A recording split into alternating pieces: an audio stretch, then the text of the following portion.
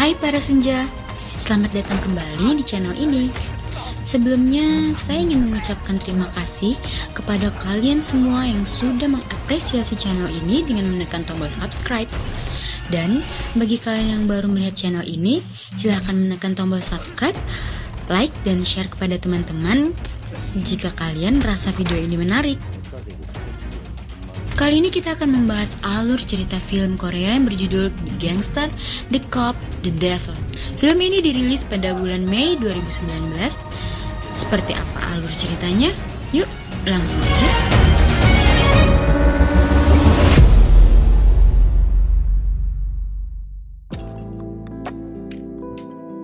Scene diawali dengan diperlihatkannya sebuah insiden tabrakan kecil dua mobil di jalanan yang sepi. Lalu mereka berdua keluar untuk menyelesaikan masalahnya itu. Tetapi salah satu pengendara itu malah memotret mobilnya agar mendapatkan klaim asuransi. Orang yang menabraknya itu mempertanyakan kenapa dia memotret. Namun orang tersebut malah membentaknya. Saat sedang lengah, pria yang menabrak itu langsung menikamnya dari belakang dan membunuhnya di dalam mobil dengan sadis. Dialah psikopat yang bernama Kang Kyung-ho. Beberapa hari kemudian kita diperlihatkan dengan anggota polisi yang sedang dalam perjalanan menuju TKP. Polisi itu bernama Jung Tae-suk dan rekannya yang bernama Kim Dong-chol. Tetapi karena jalanan yang macet, perjalanan mereka jadi terhambat. Bahkan sirine polisi yang terpasang di mobilnya itu tidak diperdulikan oleh pengendara lain. Di dalam mobil, ia tidak sengaja melihat para gangster yang sedang ada di depan tempat permainan game kasino. Ia lalu menghampiri mereka dan masuk ke dalam tempat itu. Di sana ia lalu membuat kekacauan karena para gangster lain yang menghalanginya untuk masuk ke dalam. Sementara itu di tempat lain, kita diperlihatkan dengan bos gangster yang sedang berlatih tinju dengan samsak. Dia bernama Jang Dong-soo, ketua gangster kelas kakap yang menguasai semua wilayah di kota itu. Tak lama kemudian, datang orang kepercayaannya yang bernama Kwon Oh-song yang memberitahu bahwa Tae-suk sedang membuat kekacauan lagi di tempat bisnisnya. Sebelum pergi, Dong-soo menghubungi An Ho-bong, yaitu komandan kepolisian untuk menghentikan Tae-suk yang sedang membuat kekacauan. Dong-soo selalu menyuap Ho-bong agar tidak ada polisi yang berani mengganggu bisnisnya. Mendengar hal itu, Ho-bong langsung menghubungi Tae-suk untuk pergi dari sana dan segera menyelesaikan tugas penyelidikannya. Singkat cerita, Tae-suk sampai di TKP diantar oleh anak buah Dong-soo. Dalam penyelidikannya itu, ia melihat sebuah goresan di belakang mobil. Lalu ia memanggil rekan timnya yang bernama Cha So-jin dan memperlihatkan goresan mobil itu. Melihat hal itu, mereka berdua menyimpulkan bahwa kasus ini adalah pembunuhan yang sama persis dengan kejadian sebelumnya, yaitu pembunuh menabrak mobil korban dulu dari belakang. Scene beralih ke Dong-soo yang sedang menyelesaikan masalah dengan saingan bisnisnya yang bernama Ho Sang-do. Sang-do adalah seorang ketua gangster yang menginginkan sebagian wilayah kekuasaan Dong-soo. Meski begitu, Dong-soo masih memperlakukan Sang-do dengan baik. Namun, Oh-song yang tidak terima bosnya diperlakukan seperti itu langsung memarahi Sang-do. Namun orang kepercayaannya yang bernama Choi Moon-sik juga ikut membela bosnya dan hampir terjadi baku hantam di sana. Melihat hal itu, Dong-soo langsung memukul Oh-song. Bukan hanya itu, ia juga lalu mencabut gigi Moon-suk dan memasukkannya ke dalam gelas Sang-do dan membuatnya gemetaran. Kemudian Dong-soo langsung menyuruh Sang-do untuk meminum airnya itu. Setelah itu Dongsu mengajaknya untuk berdamai dan tidak lagi saling mengganggu atas wilayah kekuasaannya masing-masing. Di tempat lain kita diperlihatkan dengan para anggota polisi yang sedang berkumpul untuk menyelidiki kasus pembunuhan yang baru-baru ini terjadi. Ternyata hasil dari pembicaraan itu, Hobong menyimpulkan bahwa motif pembunuhan itu adalah perampokan. Namun, Taesuk membantahnya. Lalu ia memberikan bukti yang telah ia dapatkan dan menyimpulkan bahwa itu sebuah pembunuhan berantai. Karena sebelum melakukan aksinya, pembunuh itu selalu menabrakkan mobilnya terlebih dahulu dan kemudian baru membunuhnya dengan pisau yang sama seperti kasus-kasus sebelumnya. Tetapi pendapatnya itu selalu ditolak oleh Hobong yang membuat Taesuk memilih untuk menyelidiki kasus ini sendiri. Shin kemudian beralih memperlihatkan Dongsu yang akan pulang setelah selesai menghadiri sebuah pertemuan. Karena merasa tidak mabuk, ia memutuskan untuk menyetir sendiri sampai ke rumah. Di tengah perjalanan, tiba-tiba mobilnya ditabrak dari belakang oleh seseorang. Melihat hal itu, ia lalu turun dari mobilnya untuk memeriksa. Tanpa ia ketahui, ternyata orang yang menabraknya itu adalah Kyung Ho, seorang psikopat yang ingin membunuhnya. Di luar dugaan, Dongsu sama sekali tidak mempermasalahkan soal insiden tersebut dan menyuruh Kyung Ho untuk pergi. Namun saat Dongsu akan masuk ke dalam mobil, tiba-tiba Kyung Ho menikamnya dari belakang. Karena fisiknya yang kuat, Dongsu mampu bertahan dan terjadilah baku hantam antara mereka.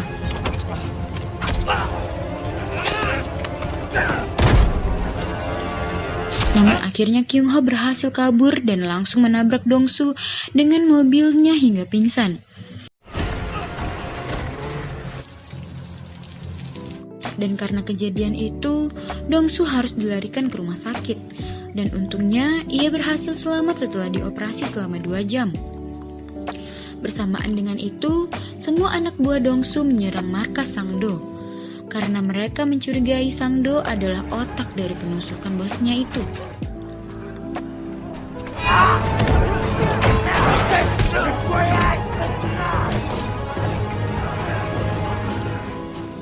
Sedangkan di tempat lain, kita diperlihatkan dengan Kyung Ho yang berhasil lolos sampai ke pedesaan. Di dalam mobilnya itu, ia menjahit luka tusukannya sendiri dengan staples. Setelah itu, ia masih sempat membunuh seorang pemilik ternak anjing di sana. Dongsu lalu memanggil Oh Song, tangan kanannya, dan dia memberitahu bahwa penusukan itu bukan ulah Sangdo. Tak lama kemudian Taesuk datang untuk menjenguknya, tetapi di sana ia malah mengolok-olok Dongsu yang hampir dibunuh seorang psikopat. Dan ternyata kejadian itu berpengaruh besar terhadap kekuasaannya, karena para gangster lain yang mulai berani merebut kekuasaannya. Setelah itu Taesuk pergi ke rumah sakit dan memulai menyelidiki mobil Dongsu. Di sana ia melihat goresan di belakang mobilnya yang sama persis dengan kejadian pembunuhan sebelumnya. Kemudian ia melapor pada atasannya Hobong, yang kini pendapatnya mulai diterima. Setelah mengetahui psikopat itu hampir membunuh Dongsu. Lalu mereka berdua menyimpulkan bahwa ini adalah pembunuhan acak. Karena tidak melihat siapa korbannya, dia malah berani mencoba membunuh bos gangster. Di saat Dongsu sedang berada di rumah sakit, ternyata secara diam-diam Sangdo telah mengambil sebagian wilayah kekuasaan Dongsu dan mengambil para investornya. Dongsu pun terlihat tenang, namun di dalam hatinya sangat dongkol dengan Sangdo. Ketika malam hari kita diperlihatkan dengan Kyung Ho sedang mengintai pengemudi truk yang sedang menelpon di pinggir jalan. Tanpa alasan yang jelas, lalu ia membunuhnya dan membawa mobil truk itu. Di luar dugaan, di dalam truk itu ternyata masih ada teman sang supir yang baru bangun dari tidur. Dan tanpa banyak basa-basi, Kyung Ho langsung membunuhnya, hingga pisaunya terjatuh ke jalan. Keesokan harinya diperlihatkan Dongsu yang menyewa pelukis sketsa wajah. Dengan keterangan dari Dongsu, pelukis itu berhasil membuat sketsa wajah orang yang menyerangnya. Lalu setelah sketsa itu selesai, ia mulai menggerakkan semua anak buahnya untuk mencari orang yang menikamnya itu. Taesuk kemudian datang lagi menemui Dongsu. Dia meminta informasi dari Dongsu mengenai pelaku yang menyerangnya dan menawarkan untuk bekerja sama dalam menangkap psikopat itu. Tetapi tawarannya itu ditolak karena Dongsu ingin orang itu mati di tangannya.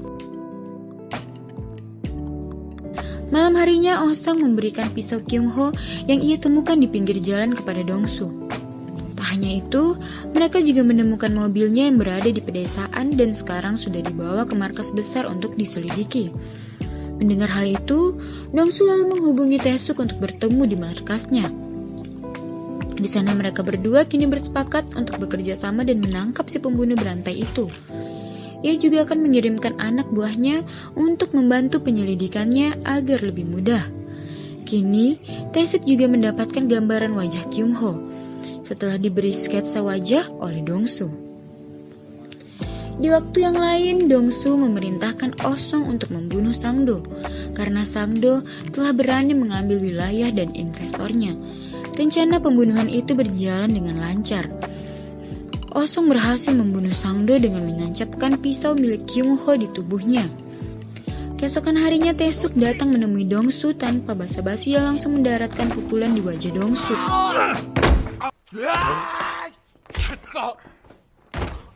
Dongsu yang jago bela diri mampu menahan serangan Taesuk dengan mudah. Setelah itu, Dongsu pun mengaku bahwa dialah yang telah membunuh Sang-do. Mendengar hal itu, Taesuk berjanji akan menangkap Dongsu jika mereka telah berhasil menangkap Kyung Ho. Kematian Sang-do itu membuat gempar seluruh kota. Karena kepolisian yang tidak bisa memecahkan kasus itu, kini para intel turun tangan dan mengambil alih penyelidikan kasus pembunuhan. Dongsu datang ke rumah duka untuk mengucapkan bela sungkawa. Tak disangka ternyata di sana ada Kyung Ho yang memberi sebuah tulisan kepada Moon-sik kalau orang yang membunuh Sang-do adalah Dongsu menggunakan pisau miliknya. Keesokan harinya saat Dongsu dan Taesuk sedang mencari bukti di dalam mobil Kyung Ho, tiba-tiba Moon-sik dan anak buahnya yang langsung menyerang mereka berdua.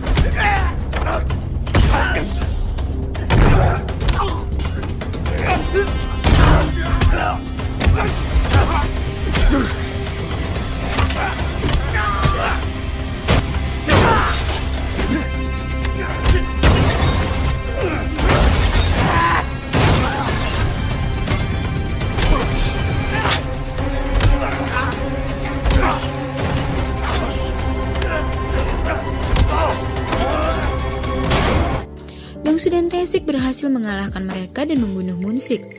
Setelah mendapatkan sidik jari Kyung Ho di mobilnya, lalu Taesuk dan timnya mendatangi rumah istri sopir truk yang telah dibunuh Kyung Ho untuk dijadikan umpan agar bisa menangkapnya, di mana dia merencanakan untuk bertemu Kyung Ho di sebuah rumah makan. Tetapi rencana itu tidak berjalan dengan mulus karena seorang psikopat itu lebih pintar dan telah mengetahui rencana mereka. Dan di sini terjadi aksi kejar-kejaran antara polisi dan Kyung Ho.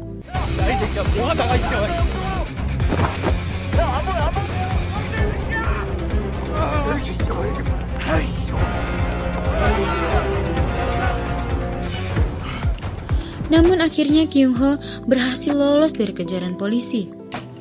Tetapi setelah kejadian itu, pihak polisi mendapatkan sebuah petunjuk dan berhasil menemukan foto Kyung Ho di kamar tempatnya menginap. Setelah ia mencari sidik jari di botol minuman yang ia pesan di tempat makan sebelumnya, para polisi dan gangster pun akhirnya mengetahui identitas Kyung Ho. Dengan segera, Dongsu mengumpulkan semua anak buahnya untuk mencari Kyung Ho hingga ke pelosok-pelosok daerah di kota. Malam harinya, para polisi dan pasukan Dongsu sedang mengadakan perjamuan bersama di sebuah bar. Terlihat di sini hubungan antara polisi dan para gangster mulai akrab. Namun, saat sedang asik bercengkrama, tiba-tiba mereka melihat berita di TV tentang pembunuhan yang terjadi terhadap anak sekolah. Di sana terlihat sebuah payung yang dimana pada saat sebelumnya Dongsu baru saja memberikan payung yang sama ke gadis itu. Melihat hal itu, Dongsu terlihat marah dan dengan cepat mereka semua pergi untuk mencari lagi keberadaan Kyung Ho. Namun, pada pencarian kali ini, Oh Sung berhasil menemukan tempat Kyung Ho menginap. Tapi saat menggeledah tempat itu, mereka tidak menemukan Kyung Ho karena sedang pergi. Mengetahui hal itu, mereka berencana untuk menunggu dan mengepung Kyung Ho saat dia kembali. Akhirnya setelah menanti cukup lama, Kyung Ho muncul. Namun ternyata ia sepertinya sudah menyadari para gangster dan polisi yang menunggunya. Dengan cepat ia langsung menancap gas dan langsung pergi dari sana. Dan aksi kejar-kejaran pun terjadi. Hingga akhirnya mobil mereka pun bertabrakan di sebuah persimpangan. Kyung Ho berhasil kabur kembali. Dong-su, Tae-suk, dan Oh-sung lalu segera mengejar Kyung Ho dengan berpencar.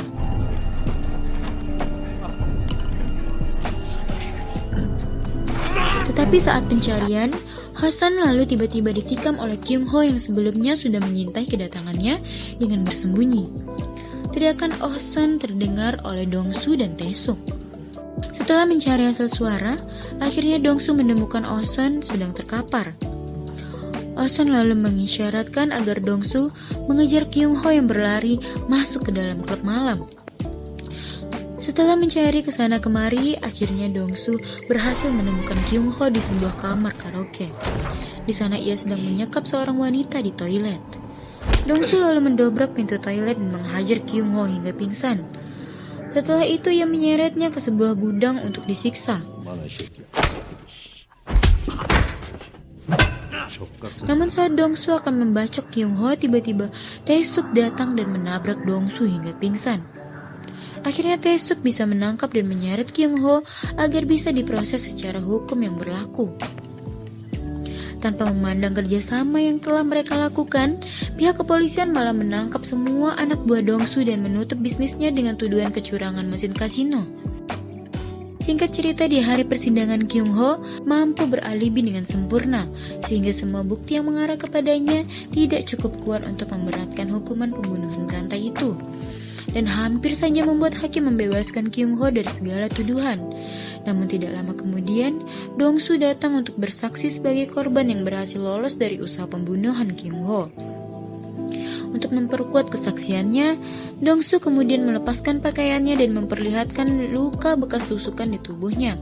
Dan ia juga menyuruh Kyung Ho untuk memperlihatkan luka di dada kirinya yang diakibatkan oleh tusukan Dong-su saat berduel dengannya. Singkatnya, karena semua bukti-bukti yang sudah cukup kuat, hakim pun memutuskan bahwa Kyung Ho dijerat hukuman mati. Di sisi lain, Dong-su juga harus menerima hukuman karena ia mengakui perbuatannya setelah membunuh Sang-do. Namun seperti yang kita ketahui, semua itu hanyalah rencana Dong-su agar ia bisa balas dendam kepada Kyung Ho di dalam penjara.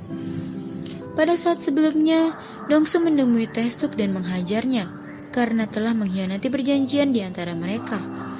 Dalam kondisi yang tertekan, tiba-tiba Tae-suk menawarkan sebuah cara agar Dong-su bisa balas dendam kepada Kyung Ho.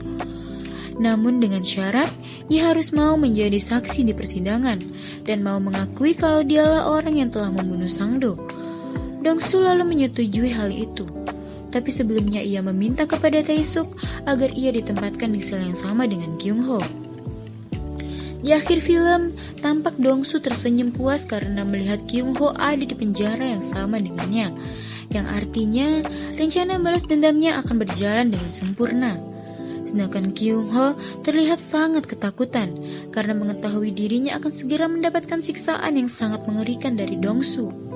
Film pun habis sampai di sini.